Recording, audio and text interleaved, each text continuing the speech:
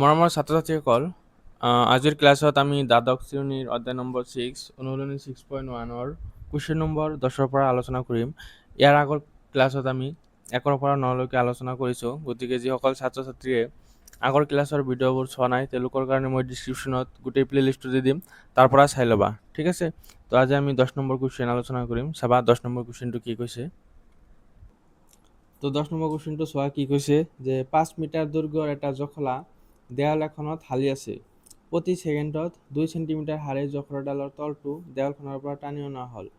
দেৱালখনৰ উচ্চতা কি হাৰত কমি আহে যেতিয়া জখলাটোৰ গুৰিটো দেৱালখনৰ পৰা 4 মিটাৰ আঁতৰত থাকে। তাৰমানে ধৰা এইটো এটা দেৱাল, ঠিক আছে, এইটো হ'ল দেৱাল, ইয়াত এটা এনেকৈ জখলা আছে, ঠিক আছে, এটা জখলা আছে। তো আমাক কৈছে যে 5 মিটাৰ দৈৰ্ঘ্যৰ এটা জখলাডালৰ দৈৰ্ঘ্য কি 5 মিটাৰ, ঠিক আছে। ইয়াৰ নাম দিলোঁ, এইটো হ'ল এ, এইটো হ'ল বি আৰু এইটো ধৰা চি। তো এ বি 5 মিটাৰ। তো জখলা দেৱাল এখনত হালি আছে। প্ৰতি ছেকেণ্ডত 2 চেণ্টিমিটাৰ হাৰে জখলাডালৰ তলটো দেৱালখনৰ পৰা টানি অনা হ'ল। এইখিনি দূৰত্ব ধৰিলোঁ এক্স, ঠিক আছে, আৰু এইখিনি দূৰত্ব ধৰিলোঁ ৱাই। এতিয়া কি কৈছে চাবা যে প্ৰতি ছেকেণ্ডত 2 চেণ্টিমিটাৰ হাৰে জখলাডালৰ তলটো দেৱালখনৰ পৰা টানি অনা হ'ল। তাৰমানে জখলাটো লাহে লাহে তুমি এইফালে লৈ যাই আছা, ঠিক আছে। গুৰিটো এইফালে লৈ গ'লে আগটো এইফালে নামি আহিব, হয়নে নহয়? ধৰা গুৰিটো ইয়াত ল'লোঁ, তেনেহ'লে আগটো ইয়াত আহিব, হয়নে নহয়? এনেকৈ যাব। তো কি কৈছে যে 2 চেণ্টিমিটাৰ হাৰে জখলাৰ তলটো দেৱালখনৰ পৰা টানি অনা হ'ল। তো টানি ইফালে ল'লোঁ, আগটো ইফালে আহিব। তো আমাক কুৱেশ্যনত কি বাহিৰ কৰিব কৈছে যে দেৱালখনৰ উচ্চতা কি হাৰত কমি আহে যেতিয়া জখলাৰ গুৰিটো দেৱালখনৰ পৰা 4 মিটাৰ আঁতৰত থাকে। তো কি হৈছে যে জখলাৰ গুৰিটো দেৱালখনৰ পৰা ইয়াৰ পৰা 4 মিটাৰ আঁতৰত থাকিলে এই যে যিটো আগ, হয়নে নহয়, বা জখলাটোৰ উচ্চতা তলফালে কিমান হাৰত তলফালে নামি আহিব সেইটো আমাক উলিয়াব কৈছে। বুজি পাইছা না? তো আমাক দিয়া আছে কি যে প্ৰতি ছেকেণ্ডত 2 চেণ্টিমিটাৰ হাৰে জখলাডালৰ তলটো দেৱালখনৰ পৰা টানি অনা হ'ল। তাৰমানে এই এক্সৰ পৰিৱৰ্তন কি সাপেক্ষে পৰিৱৰ্তন হৈ আছে, এইখিনি দূৰত্বটো কি সাপেক্ষে পৰিৱৰ্তন হৈ আছে, প্ৰতি ছেকেণ্ড মানে সময় সাপেক্ষে পৰিৱৰ্তন হৈ আছে। মানে ডি এক্স বাই ডিটিৰ মান দিয়া আছে আমাৰ কিমান 2 centimetre per second, 2 centimetre per second, এটা আমাক দিয়া আছে। তো আমাক বাহিৰ কৰিব লাগে কি যে ৱাইৰ মান বা ৱাইটো সময় সাপেক্ষে পৰিৱৰ্তনৰ হাৰ আমাক বাহিৰ কৰিব লাগে যে D Y by D T যেতিয়া তোমাৰ এক্সৰ মান কিমান হ'ব 4, এক্স ইকুৱেল টু 4 মিটাৰ, তেতিয়া কিমান এক্স ইকুৱেল টু 4 হ'ব, তেতিয়া আমাক ডি ৱাই ডি টিৰ মান কিমান হ'ব সেইটো আমাক বাহিৰ কৰিব লাগে। বুজি পাইছা? তো আমি ইয়াত লিখিম যে লেট সলিউশ্যন, তো ইয়াত আমি লিখিম যে লেট দেৱালখনৰ উচ্চতা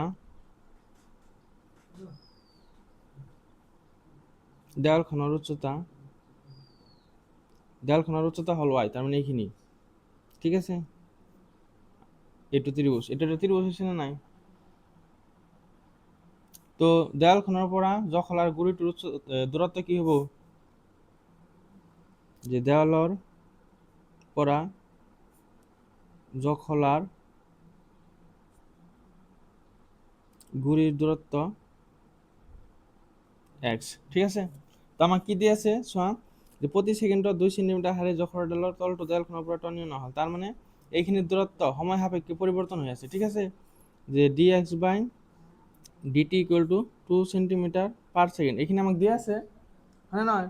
আমাক বাহিৰ কৰিব লাগে কি, বাহিৰ কৰিব লাগে এইখিনি যে ৱাইৰ সময় সাপেক্ষে ৱাই পৰিৱৰ্তনৰ হাৰ যেতিয়া এক্সৰ মান 4 চেণ্টিমিটাৰ হয় সেইটো আমাক বাহিৰ কৰিব লাগে, ঠিক আছে। তো আমি আগৰ যিবিলাক কুৱেশ্যন আছিল সেইবিলাকত হয় বৃত্ত বা ঘন বা আয়ত সেইবিলাক ডাইৰেক্ট দিয়া আছিল, ইকুৱেশ্যন দিয়া আছিল, কিন্তু ইয়াত ডাইৰেক্ট কোনো ইকুৱেশ্যন দিয়া নাই, হয় নহয়? কিন্তু আমি কি জানো এইটো এটা কি হৈছে সমকোণী ত্ৰিভুজ, হয় নহয়?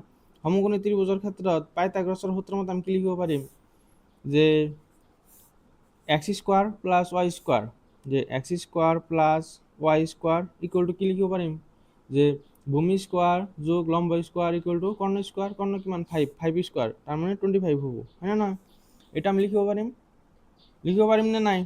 গতিকে এইটো যেহেতু সময় সাপেক্ষে পরিবর্তন হয়েছে, গতিকে এইটুকু আমি সময় সাপেক্ষে অবকলজ করিম, ঠিক আছে? তো D T X square plus D D T D by D T Y square equal to, ইয়াক যদি আমি অবকলজ কৰো কি হ'ব? 0 হ'ব। এতিয়া টি সাপেক্ষে এক্স স্কোয়াৰ অবকলজ কৰিলে আমি কি পাম? টুৱাইছ এক্স, আকৌ এক্সক অবকলজ কৰিব লাগিব, হয় নে নহয়? যে D x by D T plus ইয়াতো কি হ'ব?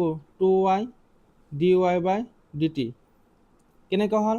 যে ইয়াক যদি মনে মনে টি ধৰো, ফৰ্মুলা কি আছিল মনত আছে না নাই? যে এইটো হ'ল ফৰ্মুলা, ধৰা এক্স সাপেক্ষে এক্স টু দ্য পাৱাৰ এনৰ যদি অবকলজ কৰোঁ তেনেহ'লে কি হয়? এনটো আগত আহে আৰু এক্সৰ ওপৰত পাৱাৰ যদি থাকে তাৰ পৰা 1 মাইনাছ কৰিব লাগে, তাৰমানে n মাইনাছ 1, হয় নে নহয়? এইটো হ'ল ফৰ্মুলা। তো ইয়াত পাৱাৰ কি আছে? 2 আছে, তো 2টো আগত আহিল, 2 মাইনাছ 1 এক্স, কিন্তু এইটো টি সাপেক্ষে কৰি আছোঁ, এক্সৰ অবকলজ, সেইকাৰণে এক্সক আৰু এবাৰ অবকলজ কৰিব লাগে। ঠিক ইয়াতেও 2টো আগত আহিল, ৱাইৰ ওপৰত 2 মাইনাছ 1, তাৰমানে 1, টি সাপেক্ষে ৱাইৰ অবকলজ কৰি আছোঁ, সেইকাৰণে ৱাইক আৰু এবাৰ অবকলজ কৰিব লাগিব, ঠিক আছে? এতিয়া দুইটো যদি আমি কমন লওঁ তেনেহ'লে কি থাকিব? এক্স ডি এক্স ডিটি, ঠিক আছে, plus Y D Y D T equal to 0। এই দুইটো পুৰণা সিফালে গ'লে হৰণ, তেনেহ'লে 0/2 মানে 0, হয় না নহয়? ইয়াত কি থাকিব? X D x by D T plus Y D Y by D T equal to 0, ঠিক আছে? এইখিনি আমি পালোঁ। এতিয়া চোৱা, আমাক এক্সৰ মান আছে, এক্সৰ মানটো আমি কি পাম চাবা। আমাক কি কৈছে? যে আমাক বাহিৰ কৰিব লাগে যেতিয়া ডি ৱাই ডিটিৰ মান বাহিৰ কৰিব লাগে যেতিয়া এক্সৰ মান 4, হয় নে নহয়? তেনেহ'লে ইয়াৰ পৰা আমি এক্সৰ মান 4 পাম, ডি এক্স বাই ডিটিৰ মান দিয়া আছে 2 centimetre per second, d Y by ডিটিৰ মান বাহিৰ কৰিব লাগে, কিন্তু ৱাইৰ মানটো নাই, হয় নে নহয়? তেনেহ'লে ৱাইৰ মান আমি কেনেকৈ পাম চাবা। এইটো আছিল আমাৰ মেইন চিত্ৰ, ঠিক আছে? তো এইটো হ'ল এক্স, এইটো হ'ল ৱাই, এইটো হ'ল 5, ঠিক আছে? এইটো ধৰা চি এ বি। ৱাইৰ মান আমাক লাগে, হয় নে নহয়? এক্সৰ মান আমি কিমান পাইছোঁ? 4 পাইছোঁ, হয় নে নহয়? ইয়াৰ পৰা যে এক্স ইকুৱেল টু 4, তো এক্সৰ মান 4 পালোঁ, ৱাইৰ মান লাগে, তেনেহ'লে আমি কি লিখিব পাৰিম? যে Y square plus 4 square equal to 5 square. তেনেহ'লে ৱাইৰ মান যদি আমি বাহিৰ কৰিব লাগে তেনেহ'লে কি হ'ব? ৱাই স্কোৱাৰ ইকুৱেল টু ইয়াত হ'ব 25, এইটো প্লাছ ইফালে গ'লে মাইনাছ, 4 স্কোৱাৰ কৰিলে 16, তাৰমানে ৱাই মানে কি হ'ব? ৰুট অভাৰ 25 পৰা 16 গ'লে 9, তাৰমানে কি হ'ব? 3, প্লাছ মাইনাছ 3, হয় নে নহয়? 3, তো যেহেতু দূরত্ব এইটো প্লাস ল'ব লাগিব, হয় না? তো ওয়াইৰ মান আমি কি পালোঁ? 3, ইয়াতে আমি ওয়াইৰ মান পালোঁ 3, এক্সৰ মান পালোঁ 4। এতিয়া চোৱা, আমাক D x by D T চেণ্টিমিটাৰত দিয়া আছে, হয় না? তেনেহ'লে এইকেইটা কিহত আছে? মিটাৰত আছে, যে 5 মিটাৰ, তেনেহ'লে এইটো মিটাৰত আছে। তো ইয়াক যদি আমি চেণ্টিমিটাৰত লওঁ তেনেহ'লে কি হ'ব? 500 হ'ব, এইটো কি হ'ব? 300 হ'ব, আৰু এইটো কি হ'ব? 400 হ'ব। মিটাৰৰ পৰা চেণ্টিমিটাৰ ল'লোঁ, ঠিক আছে? তো চাবা, তেনেহ'লে আমি এক্সৰ মান পালোঁ, ৱাইৰ মান পালোঁ, ডি এক্স বাই ডি টিৰ মানটো দিয়ে আছে, তেনেহ'লে কি লিখিব পাৰিম? যে y D Y by D T equal to, এইখিনি প্লাছ এইফালে গ'লে মাইনাছ, যে x D x d t, এইটো পুৰণা আছে, ইফালে গ'লে কি হ'ব? হৰণ, তেনেহ'লে d Y by D T equal to কি হ'ব? Minus x y d x by D t, ঠিক আছে? এইখিনি আমি পালোঁ। এতিয়া মানবোৰ বহাই দিম, বা ডাইৰেক্ট ইয়াতে লিখি দিছোঁ যে ডি ৱাই ডি টি যেতিয়া এক্স ইকুৱেল টু 4, কি দি আছিল আমাক চোৱা, 4 মিটাৰ দি আছিল, ইয়াক যদি আমি চেণ্টিমিটাৰ লওঁ তেনেহ'লে কি হ'ব? 400 চেণ্টিমিটাৰ, হয় নহয়? ইয়াত তেনেহ'লে আমি লিখিম যে 400 চেণ্টিমিটাৰ ইকুৱেল টু, তেনেহ'লে মাইনাছটো থাকিল, এক্সৰ মান কি হ'ব? 400, ৱাইৰ মান আমি কিমান পাইছোঁ? ৱাইৰ মান 300, হয় নহয়? আৰু ডি এক্স বাই ডি টিৰ মান কি পাইছোঁ চোৱা, 2 ইনটু 2, তেনেহ'লে 0 0 কেঞ্চেল, 0 0 কেঞ্চেল, তেনেহ'লে আনসাৰ কি পালোঁ আমি? মাইনাছ 8/3। এককটো কি হ'ব? ৱাইটো কি? দূৰত্ব, তেনেহ'লে চেণ্টিমিটাৰ হ'ব, আৰু তলত কি আছে? সময়, সময়ৰ একক কি হ'ব? ছেকেণ্ড, ঠিক আছে? তো এইটো হ'ল আমাৰ ফাইনেল এনসাৰ। এইটো অলপ বেলেগ ধৰণৰ আছিল, ইম্পৰ্টেণ্ট হয় কুৱেশ্যনটো, ঠিক আছে? তো বুজি পাইছা না কেনেকৈ কৰিলোঁ? এতিয়া আমি 11 নম্বৰটো কৰিম, চাবা। তো 11 নম্বৰ কুৱেশ্যনটো চোৱা কি কৈছে যে এটা কণিকা 6y = x³ + 2 বক্ৰ চলাচল কৰে। বক্ৰটোৰ সেই বিন্দু উলিওৱা য'ত x স্থানাংকতকৈ 8 গুণ বেছি বেগত y স্থানাংকৰ পৰিৱৰ্তিত হয়। কি কৈছে যে x স্থানাংকতকৈ 8 গুণ বেছি বেগত y স্থানাংক পৰিৱৰ্তিত হয়। ঠিক আছে, তো আমাক কি কৈছে যে এটা বিন্দু উলিয়াব লাগে যিটো এইটো বক্ৰত থাকিব। ঠিক আছে, প্ৰথমত আমি বিন্দুটো ধৰি ল'ম যে লেট যে x, y বক্ৰটোত থকা এটা বিন্দু। ঠিক আছে, বক্ৰটোত থকা এটা বিন্দু। এতিয়া আমাক চোৱা কন্ডিশন কি দিছে যে x স্থানাংকতকৈ 8 গুণ বেছি বেগত y স্থানাংক পরিবর্তিত হয়। যে y স্থানাংক y পরিবর্তন হয়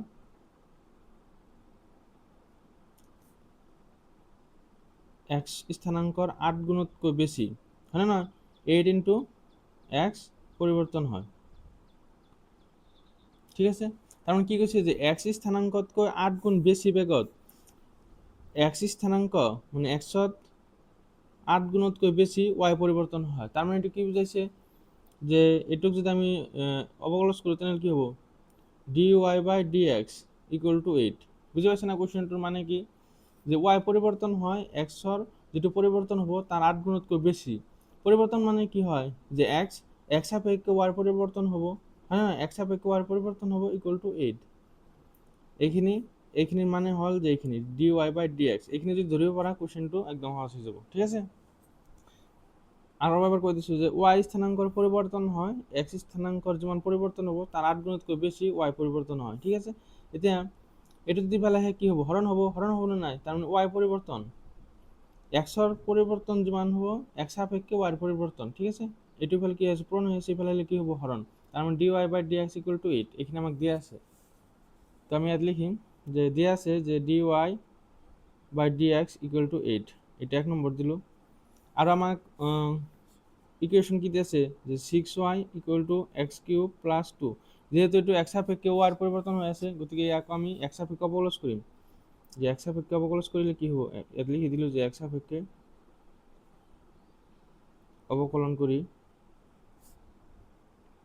ঠিক আছে, তাহলে কি পাম আমি 6 টা কথা হয়ে যাব যেহেতু ধ্রুবক ইয়াত কি থাকবো dy বাই dx = এক যদি অবকলজ করি তাহলে কি হবো 3 টা কথা হয়ে যাব, হয় না? 3 x² হবো আর ওইটু ধ্রুবক তো কি হয়ে যাব 0 হয়ে যাব। ঠিক আছে, তাহলে dy dx = আমি কি বলবো এটা প্রণয় আছে বলে হরণ 3x² বাই 6। 3 এর 6 এর মাঝে যাব 2 বার, তার মানে কি পাম x² বাই 2।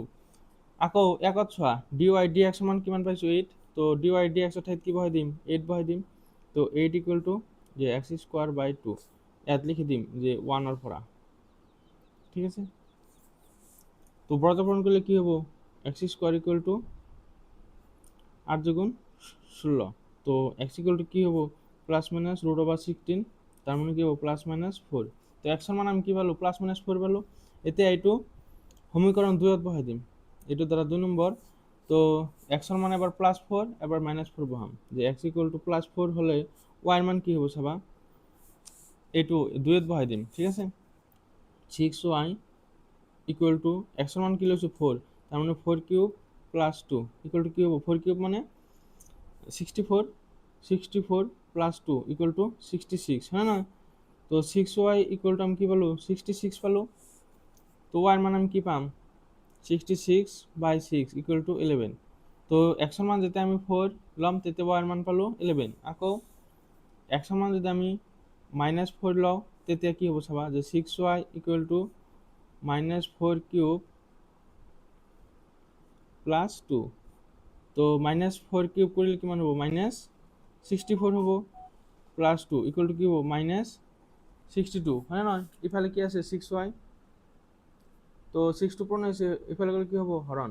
তো y = কি হবো -62/6। যদি 2 এর কাটো তাহলে কি হবো -31, ইয়াত কি হবো 2 এর 3 বার যাব, তার মানে -31/3। তাহলে আমি বিন্দু কি কি পালো যেতে x এর মান 4 তেতে y এর মান কি পালো 11, এটা একটা বিন্দু, না না? আর এটা কি পালো যে -4 -4 ললে ওয়ার মান কি পাও -31/3, ঠিক আছে, -31/3। তো আমাক কি কৈছিল বক্ৰটোৰ সেই বিন্দুবোৰ উলিওৱা য'ত x স্থানাংকতকৈ 8 গুণ বেছি বেগত y স্থানাংক পৰিৱৰ্তিত হয়। তো বিন্দু দুটা আমি পালো হয়নে নহয়? তো ইয়াত আমি লিখিম যে থেকে নিম্ন বিন্দু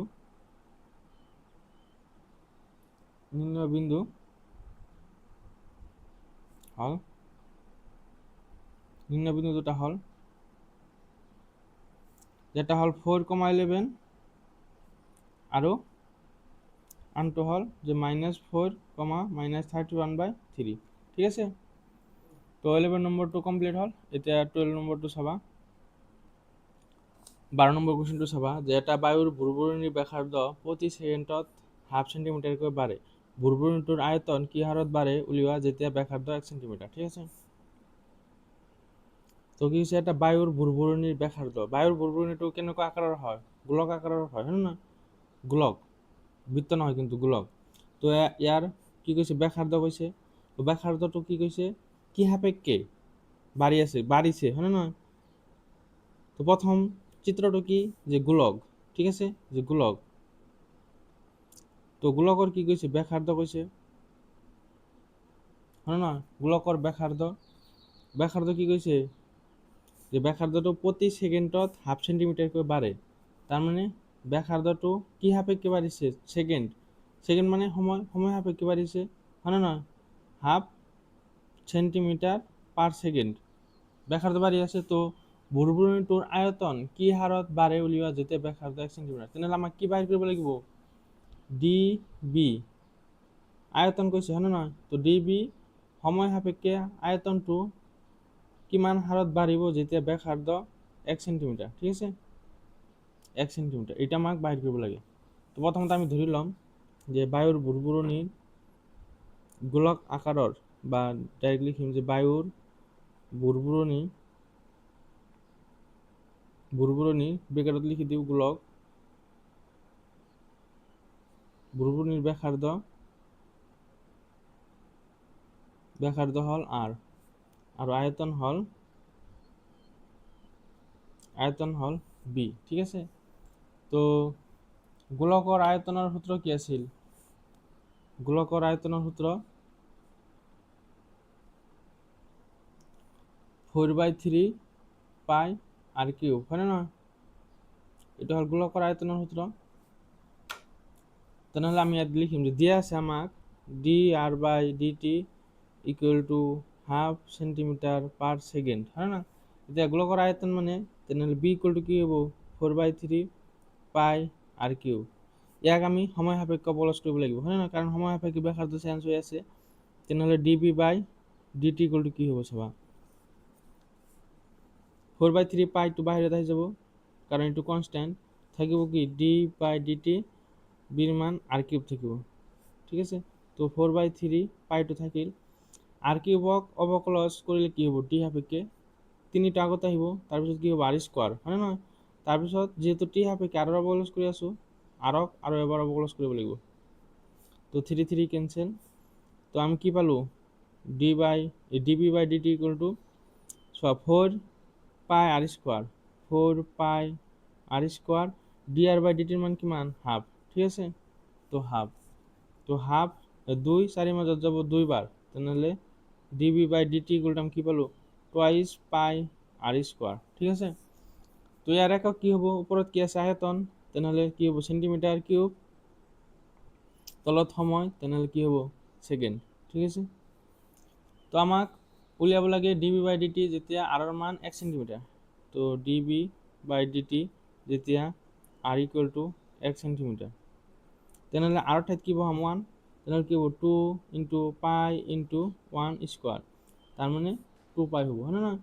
2 পাই সেন্টিমিটার কিউব পার সেকেন্ড। তার মানে 1 সেকেন্ডত যেটো আমাৰ বায়ুৰ বুৰবুৰণি আছিল হয় না, সেইটো কি হ'ব? 2 পাই সেন্টিমিটার কিউব পরিবর্তন হব 1 সেকেন্ডত, ঠিক আছে। তো এইটো হল আমার অ্যান্সার। 12 নম্বরটো হল। এতিয়া 13 নম্বরটো চাবা। কোশ্চেনটো চোৱা কি কৈছে যে এটা বেলুন সদায় গোলাকাৰ হৈ থাকে, ঠিক আছে, আৰু ইয়াৰ পৰিৱৰ্তনশীল বেগ দিয়া আছে। এক সাপেক্ষে ইয়াৰ আয়তন আয়তন পরিবর্তনের হার উলিয়া কোশ্চেনটো সহজ করে দিছে, কারণ যেটো আয়তনটো কি সাপেক্ষে পরিবর্তন হব, এক্স সাপেক্ষে কই দিছে হয় না নয়। আর আমাকে দেয়া আছে ব্যাক দেয়া আছে, এইখানে ব্যাক দেয়া আছে, তাহলে আমি ব্যাসার্ধ নিশ্চয় পাম হয় না নয়। তাহলে আমি ইয়াত লিখিম, ধরিলাম যে যে গোলাকার বেলুনর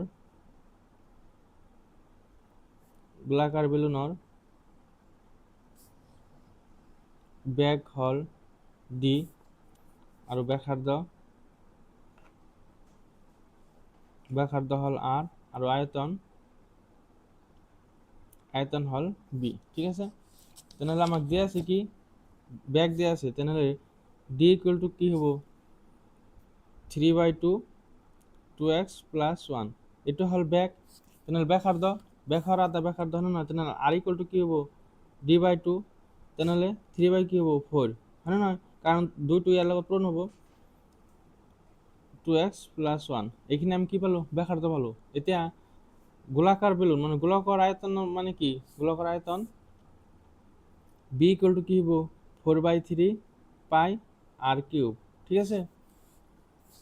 তো 4/3 পাই, আর ঠাইতে আমি কি লিখিম, এইখানে বহাই দিম হয় না, যে 3/4 2x প্লাস 1 হোল কিউব, ঠিক আছে।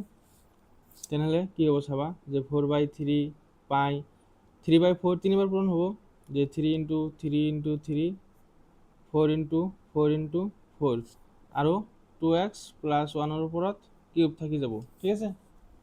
তেনেহলে এটা 3 ক্যান্সেল, এটা 4 ক্যান্সেল, তেনেহলে বি ইকুয়াল টু আমি কি পালো, 9 পাই আৰু তলত থাকিব 16 আৰু ইয়াত থাকিব 2x প্লাস 1 হোল কিউব, ঠিক আছে। এতিয়া আমাক কোশ্চেনত কৈ দিছে যে এক্স সাপেক্ষে আয়তনৰ পৰিৱৰ্তনৰ হাৰ উলিওৱা, তেনেহলে আমি এক্স সাপেক্ষে বলস কৰিম যে D V by D X equal to 9 pi, এইটো কনস্ট্যান্ট আগত আহি গল, তেনেহলে ডি বাই ডি এক্স থাকিব এইখিনি হয় নহয়, যে 2x প্লাস 1 হোল কিউব। এতিয়া এই গোটেইখিনি যদি আমি এক্স বুলি ধৰো, এক্স কিউবৰ অবকলজ কি হয়, এক্স কিউবৰ অবকলজ 3x² হয় নহয়। তো এক্সৰ ঠাইত কি আছে, 2x প্লাস 1, ইয়াৰ স্কোয়াৰ হ'ব। এতিয়া এইখিনি যে আমি এক্স বুলি ধৰিছিলোঁ, ইয়াক আৰু এবাৰ অবকলজ কৰিব লাগিব হয় নহয়, যে ডি ডি এক্সক 2x প্লাস 1, তো 9 পাই/16, ইয়াত থাকিল 3 2x প্লাস 1 হোল স্কোয়ার। এইখিনি যদি আমি অবকলজ কৰোঁ কি পাম, 2xৰ অবকলজ আমি পাম 2 আৰু 1ৰ অবকলজ কৰিলে আমি কি পাম 0। এতিয়া চোৱা 2 16 মাজত কেইবাৰ যাব, 8 বাৰ। তো আমি ফাইনাল আনসার কি পালো, 9 3 গুণ 27 পাই, তলত থাকিব 8 আৰু ইয়াত থাকিব 2x প্লাস 1 হোল স্কোয়ার, ঠিক আছে। এইখিনি আমি পালো। তো এইটো হল আমার ফাইনাল আনসার, ঠিক আছে। তো 13 নম্বরটো হল, এতিয়া আমি 14 নম্বৰটো কৰিম চাবা। 14 নম্বৰ কুৱেশ্যনটো চোৱা কি কৈছে, এডাল পাইপৰ পৰা 12 সেন্টিমিটাৰ কিউব পাৰ ছেকেণ্ড হাৰে বালি পৰি আছে। পৰা বালিবোৰে মাটিত এটা শংকু সৃষ্টি কৰে আৰু শংকুটোৰ উচ্চতা সদায় ভূমিৰ ব্যাসাৰ্ধৰ 1/6। কি হাৰত বালিৰ শংকুটোৰ উচ্চতা বাঢ়ে উলিওৱা যেতিয়া উচ্চতা 4 সেন্টিমিটাৰ। তো কুৱেশ্যনটো কি কৈছে, যে এটা পাইপৰ পৰা বালি পৰি আছে, ঠিক আছে, কি হাৰত পৰি আছে, 12 সেন্টিমিটাৰ কিউব পাৰ সেকেন্ড, ঠিক আছে। এইটো এটা হল।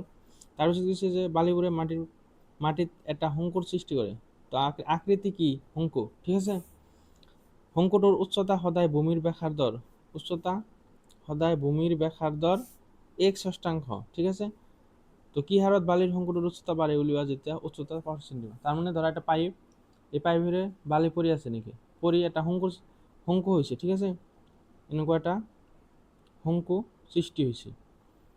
তো কি কৈছে, এডাল পাইপৰ পৰা হাতে বালি পৰি আছে, তেনেহ'লে কি দিয়া আছে, এইটো একক চাই ক'ব পাৰিবা না যে কি দিয়া আছে। সেন্টিমিটার কিউব মানে কি, সেন্টিমিটার কিউব মানে হল আয়তন হয় না। তো ডিবি বাই, এতিয়া আয়তন কি সাপেক্ষে পরিবর্তন হয়ে আছে, যে সেন্টিমিটার কিউব মানে হল আয়তন, সেকেন্ড মানে সময় সাপেক্ষে আয়তন পরিবর্তন হয়ে আছে কিমান 12 সেন্টিমিটার কিউব পার সেকেন্ড। ধরিব পাৰিছা না, যে একক চাই তুমি গম পাব লাগিব যে কি দিয়া আছে আমাৰ। তো সেন্টিমিটাৰ কিউবটো কাৰ একক হয়, আয়তনৰ একক, আৰু সেকেন্ডটো কাৰ একক হয়, সময়ৰ একক। তাৰমানে সময় সাপেক্ষে আয়তন পৰিৱৰ্তন হৈ আছে কিমান, 1 সেকেন্ডত 12 সেন্টিমিটাৰ কিউব। ঠিক আছে, এইখিনি হ'ল। তাৰপিছত কি কৈছে যে বালিবোৰে মাটিত এটা শংকুৰ সৃষ্টি কৰে, তো শংকু আঁকিলোঁ। তাৰপিছত দিছে শংকুটোৰ উচ্চতা, ধৰা উচ্চতা হ'লে শংকুটোৰ উচ্চতা সদায় ভূমিৰ ব্যাসাৰ্ধৰ 1/6 হ'ল। তাৰমানে ব্যাসাৰ্ধৰ কি হ'ব, 1/6। এইখিনি আমাক দিয়া আছে। ঠিক আছে, ধৰা এইটো হ'ল ব্যাসাৰ্ধ আৰ, এইটো হ'ল উচ্চতা এইচ। ঠিক আছে, বুজি পাইছা কুৱেশ্যনটো? আৰু আমাক বাহিৰ কৰিব লাগে কি কি হাৰত বালিৰ শংকুটোৰ উচ্চতা বাঢ়ে উলিওৱা, যেতিয়া উচ্চতা এইচ। তাৰমানে শংকুটোৰ উচ্চতা বাঢ়ে, উচ্চতাৰ পৰিৱৰ্তন বাহিৰ কৰিব গৈছে যে ডি এইচ, যে সময় সাপেক্ষে যে উচ্চতা কিমান পৰিৱৰ্তন হ'ব এটা আমাক বাহিৰ কৰিব গৈছে। যেতিয়া উচ্চতাৰ মান এইচৰ মান কিমান 4 সেন্টিমিটাৰ, এটা আমাক বাহিৰ কৰিব গৈছে। ঠিক আছে, কুৱেশ্যনটো বুজি পাইছা নিশ্চয়? এতিয়া কেনেকৈ কৰিব লাগিব চাবা। তেনেহ'লে প্ৰথমতে আমি ধৰি ল'ম, ঠিক আছে, যে শংকুৰ ব্যাসাৰ্ধ আৰ, উচ্চতা হল এইচ, আৰু আয়তন হল বি। ঠিক আছে, তো আমাক দিয়া আছে যে D V by D T equal to 12 centimetre cube per second. ঠিক আছে, এখানে এক্সট্রা বোঝার কারণে লিখিছো। ঠিক আছে, তো কোশ্চেন অ্যান্সার ইয়ার পর আরম্ভ হয়েছে। এখানে আমাকে দিয়ে আছে আর আমাকে বাহির করব লাগে D H D T H equal to 4 centimetre, এটা আমাকে বাহির করব লাগে। ঠিক আছে, আরও আমাকে কি দিয়ে আছে, এইচ দিয়ে আছে। এইচ মানে কি দিয়ে আছে 1/6 আর, যেহেতু আমাক এইচ টি সাপেক্ষে এইচের পরিবর্তন বাহির করব লাগে, তেনেহলে আমি ইয়ার পর আরর মান বাহির করিলাম। তেনেহলে কি হবো আরর মান, চাবা 6 ইয়াত হরণ হয়ে আছে, ফেলে হলে কি পূরণ হবো, তার মানে কি হবো 6h ইকুয়াল টু আর। এরপর আমি আরর মান বাহির করে রাখিলো। ঠিক আছে, আর ইকুয়াল টু 6h। এখানে হল। এতিয়া চাবা শংকুর আয়তনের সূত্র কি, শংকুর আয়তন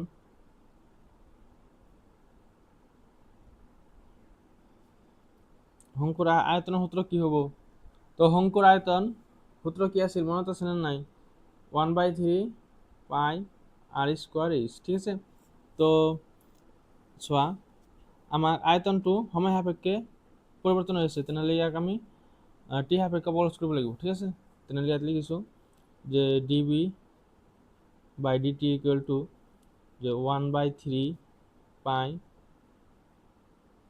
এটা অলপ পিছত বাহিৰ কৰিলো, ইয়াত আৰৰ মানটো বহাই দিলো। ঠিক আছে, এটা অলপ পিছত বাহিৰ কৰো, তেনেহলে কি হ'ব চাবা 1/3 পাই, আৰৰ ঠাইত কি বহাম 6h, তো 6h স্কোয়ার ইন্টু এইচ, তো বি ইকুয়াল টু 1/3 পাই, 6 স্কোয়ার করলে কি হবো 36 এইচ স্কোয়ার আর এটা এইচ। ঠিক আছে, তো 3 36 মধ্যে কেবার যাব 12 বার, হ্যাঁ না, 12 3 36, তো বি ইকুয়াল টু আমি কি পালো 12 পাই এইচ স্কোয়ার আর এটা এইচ, তেনেহলে কি হবো এইচ কিউব। ঠিক আছে, এতে আমি এক টি সাপেক্ষে বলজ করিম, তো D V by D T equal to D by DT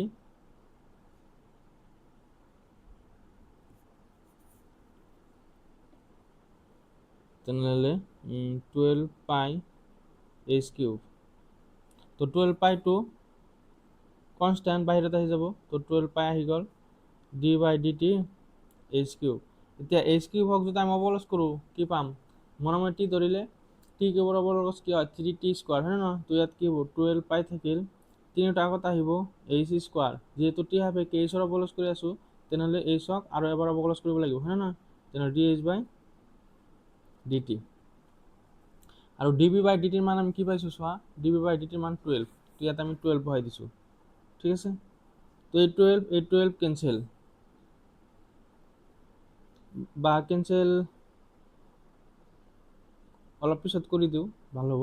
তেনেহ'লে চাবা ইফালে কি থাকিল 12, এতিয়া ডি এইচ বাই ডি টিখিনি ৰাখি বাকী গোটেইখিনি ইফালে লৈ আহিম, তো ইফালে 12 আছে, 12টো কাটিব নালাগে আগতে, চাবা 12 থাকিল আৰু 12 পাই এইখিনি এই গোটেইখিনি ইয়াত পূৰণ হৈ আছে, ইফালে আহিলে কি হ'ব হৰণ, হয় নহয়, তো 12 থাকিল পাই থাকিল ইন্টু 3 এইচ স্কোয়ার।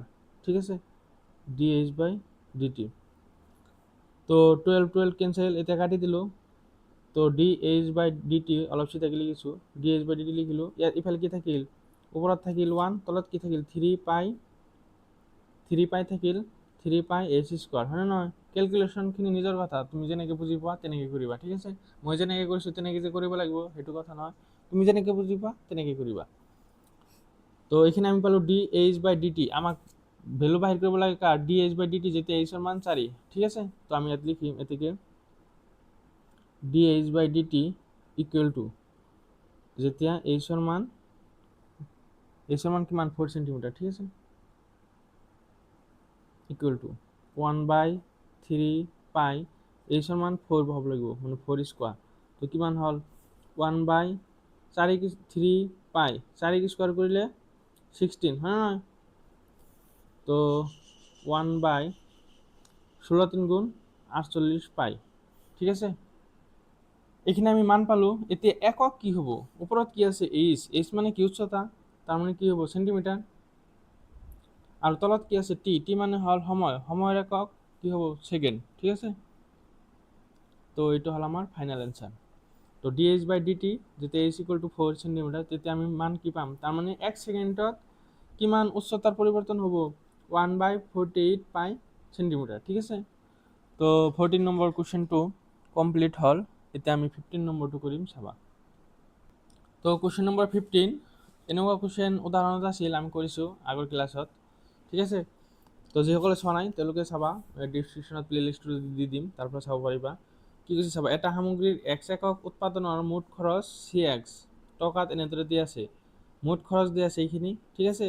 আমাক প্ৰান্তিক ব্যয় উলিয়াব লাগে যেতিয়া 17 একক উৎপাদন হয়। এতিয়া প্ৰান্তিক ব্যয় মানে কি, প্ৰান্তিক ব্যয় মানে হ'ল যে মুঠ খৰচক, প্ৰান্তিক ব্যয়ক কেনেকৈ বুজোৱা হয়, বা অসমীয়াতে লিখিছোঁ যে প্ৰান্তিক ব্যয় মানে হ'ল তোমাক যিখিনি খৰচ, টোটেল খৰচ, ঠিক আছে? টোটেল খৰচক যদি তুমি টোটেল উৎপাদন কিমান হৈছে x, তো x সাপেক্ষে টোটেল উৎপাদন সাপেক্ষে যিটো তোমাৰ টোটেল খৰচ তাৰ যিটো পৰিৱৰ্তন হয় সেইটো কি কোৱা হয়, প্ৰান্তিক ব্যয়, ঠিক আছে? মানে x সাপেক্ষে টোটেল খৰচক যদি তুমি অৱকলজ কৰা তেনেহ'লে কি পাবা, প্ৰান্তিক ব্যয় পাবা, ঠিক আছে? বুজি পাইছা না, যে প্ৰান্তিক ব্যয় মানে কি, উৎপাদন সাপেক্ষে মুঠ যিটো তোমাৰ খৰচ বা মুঠ যিটো ব্যয় তাৰ পৰিৱৰ্তনক কি কোৱা হয়, প্ৰান্তিক ব্যয় কোৱা হয়, ঠিক আছে? যে এইটো হ'ল উৎপাদন কোৱা হৈছে x একক, তো উৎপাদন সাপেক্ষে মুঠ যিটো খৰচ তাৰ যিটো পৰিৱৰ্তন সেইটোক কি কোৱা হয়, প্ৰান্তিক ব্যয় কোৱা হয়। তো আমাক দিয়া আছে cx = এইখিনি, হয় নহয়, যে cx = 0.007 x³ minus 0.003 x² plus 15x plus 4000, ঠিক আছে? তো আমি প্রান্তিক ব্যয় ইকুয়াল টু লিখিম যে প্রান্তিক ব্যয়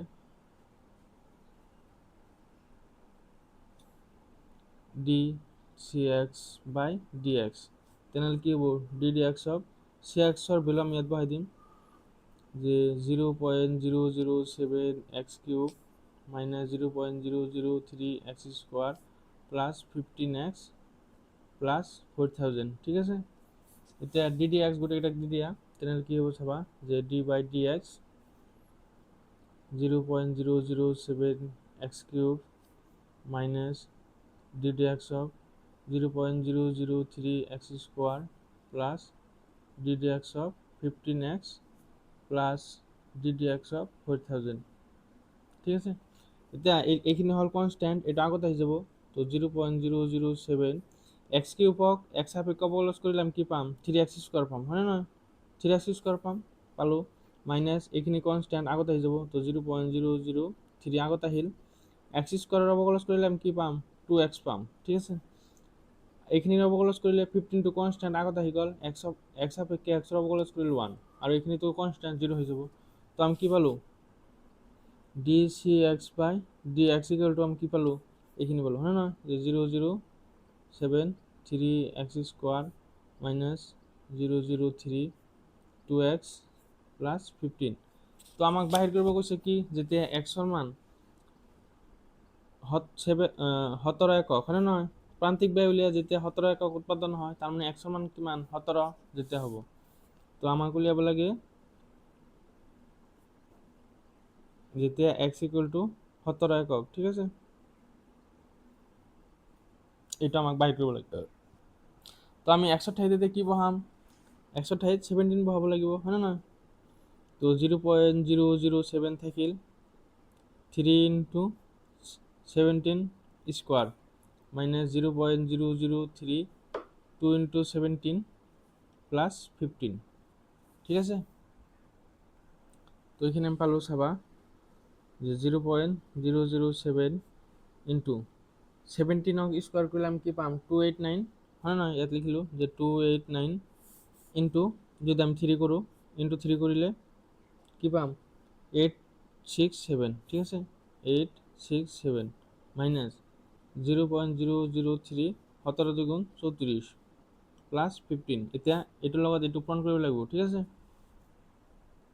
তো পূৰণ কৰিলে কিমান হ'ব চাবা, ইয়াৰ লগত যদি আমি 7 পূৰণ কৰোঁ তো 7 7 গুণ 49, 7 6 গুণ 42, 4 46, বাকি থাকিল 4, 7 8 গুণ 56, 56 আর 4 60, ঠিক আছে? তো 3 ঘর আগত দশমিক আছে, ইয়াত 3 ঘর আগত দশমিক দিব লাগিব। তো 6.069 মাইনাস 34 লগত 3 পূরণ কৰিব লাগিব, ঠিক আছে? 34 লগত 3 পূৰণ কৰিলে 4 3 12 2 হাতে গেলে 1 3 3 গুণ 9 10 102, 3 ঘর আগত দশমিক 3 ইয়াত দশমিক দিব লাগিব 0.102 প্লাস 15।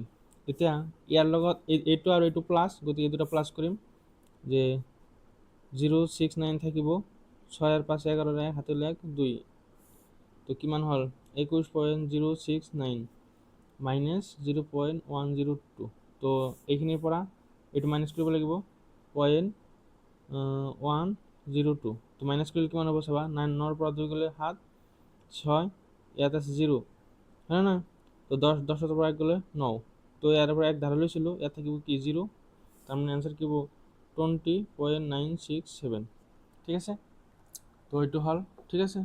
তেনেহ'লে এতিয়া কি প্ৰান্তিক ব্যয় কিমান হ'ব? প্ৰান্তিক ব্যয় ইকুয়াল টু 20.967, ঠিক আছে? এতিয়া 16 নম্বৰটো কৰিম চাবা। কুৱেশ্যন নম্বৰ 16 চোৱা যে এটা সামগ্ৰীৰ x একক বিক্ৰী কৰি পোৱা মুঠ আয় এনেদৰে দিয়া আছে, এইটো হল মুঠ আয়, ঠিক আছে? প্ৰান্তিক আয় উলিয়াব লাগে। এতিয়া প্ৰান্তিক আয় মানে কি? প্ৰান্তিক ব্যয় যেনেকুৱা আছিল প্ৰান্তিক আয় তেনেকুৱাই, ঠিক আছে? একে যে প্ৰান্তিক আয় মানে হল প্ৰান্তিক ব্যয় কি আছিল ইয়াত ইয়াত তলত কি লিখিছিলো প্ৰান্তিক ব্যয়েৰ ক্ষেত্ৰত, ইয়াত চোৱা এটা আছিল প্ৰান্তিক ব্যয়, হয় না নহয়? প্ৰান্তিক ব্যয়ত আমি তলত কি লিখিছিলো যে মুঠ সামগ্ৰী উৎপাদন কৰা মুঠ সামগ্ৰী লিখিছিলো, হয় না নহয়? যে সামগ্ৰী সাপেক্ষে উৎপাদন কৰা মুঠ সামগ্ৰীৰ সাপেক্ষে মুঠ খৰচৰ যেটো পৰিৱৰ্তন সেইটোক আমি কি কৈছিলো প্ৰান্তিক ব্যয়। তেনেহ'লে প্ৰান্তিক আয় কি হ'ব? এতিয়া প্ৰান্তিক আয় মানে বিক্ৰী কৰা মুঠ সামগ্ৰী সাপেক্ষে বিক্ৰী কৰা সামগ্ৰী সাপেক্ষে, তার মানে বিক্রি করা সামগ্রী কি দিয়ে আছে x, তো বিক্রি করা সামগ্রী সাপেক্ষে মোট যেটো আয়, মোট আয় কি দিয়ে আছে rx, হয় না? যে ddx অফ rx, বুঝি পাইছা নাকি? প্রান্তিক আয় মানে হল যে মোট বিক্রি করা মোট সামগ্রী কি দিয়ে আছে x, তো x সাপেক্ষে মোট আয়ৰ যেটো পৰিৱৰ্তন সেইটো কি হ'ব প্ৰান্তিক আয়। যে টোটেল যিমান আমি বিক্ৰি কৰিম সামগ্ৰী, যে বিক্ৰি কৰা সামগ্ৰী সাপেক্ষে আমাৰ টোটাল যিখিনি আয় হব তাৰ যেটো পৰিবৰ্তন সেইটোৱে কি হব প্ৰান্তিক আয়, বুঝি পাইছা? তো আমাকে ইয়াত দিয়া আছে কি চোৱা যে rx কিমান দিয়া আছে, মোট আয় কিমান দিয়া আছে 13x square plus 26x plus 15, তো প্রান্তিক আয় কি হব তেনেহলে? প্রান্তিক আয় যে মোট বিক্রি করা সামগ্ৰী সাপেক্ষে মোট আয়ৰ পৰিৱৰ্তন, হয় না? তেনেহ'লে ddx rx, ইয়াত rx এর ভ্যালু বহাই দিম যে 13x square plus 26x plus 15, ঠিক আছে? তেনেহ'লে যে ddx 13x square plus ddx 26x plus ddx 15, তো ইয়াক অপকলজ কৰিলে কি হ'ব 13টো আগত আহিব তাৰপিছত x স্কয়াৰ অপকলজ টুৱাইছ x ঠিক আছে প্লাস 26টো আগত আহিব x ৰ অপকলজ 1 আৰু 15টো ধ্ৰুবক এটো কি হৈ যাব 0 তাৰ মানে আমি কি পালো 13 দুগুণ 26x প্লাস 26 ঠিক আছে তেনেহলে আমি প্রান্তিক আই পালো তার মানে যে DD are x by D x এর মান পালো এখানে কিন্তু আমাক স্পেশাল একটা পয়েন্ট দিছে যে যেতিয়া এক্স এর মান প্রান্তিক আই উলিয়াব লাগে যেতিয়া এক্স এর মান 7 ঠিক আছে তো আমি এক্স এর মান 7 বহাই দিম এতে D are x by D x যে এক্স ইকুয়াল টু 7 এতে কি এক্স এর ঠাইত কেবল 7 বহাই দিম মানে 26 ইনটু 7 প্লাস 26 তো কি মান হবো 26 ইনটু 7 7 গুণ 42 7 গুণ 14 18 হ্যাঁ না যে 182 যোগ 26 তো এর লগে 26 যোগ করলে 802 आंसर কি হবো 208 ঠিক আছে এ থেকে প্রান্তিক আই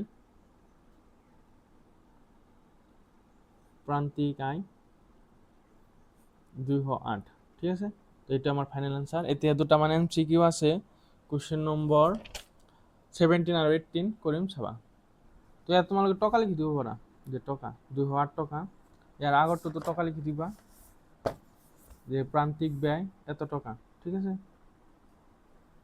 এতে এমসিকিউ আছে দুটা করিম ছাবা তো 17 নম্বর এমসিকিউ টু কি কইছে সোয়া যে r ইকুয়াল টু 6 হলে ব্যাসার্ধ আর সাপেক্ষে একটা বৃত্তকালী পরিবর্তন হারুলিয়া 17 নম্বর 2 আর এর মান দিয়ে আছে 6 তো ব্যাসার্ধ আর সাপেক্ষে বৃত্তকালীর পরিবর্তন বাইর করব লাগে তো বৃত্তকালী কি হবো a